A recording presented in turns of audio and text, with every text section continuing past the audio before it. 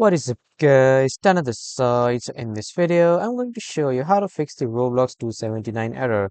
So to check this, first you need to head over to the website of status.roblox.com, and then you need to make sure that all the system operations are turned on, and then there is a green sign here. If there is a yellow or red sign, the problem arises from here, but if you have a green sign, it is all right. So the next step is to press the Windows button and then hover to settings.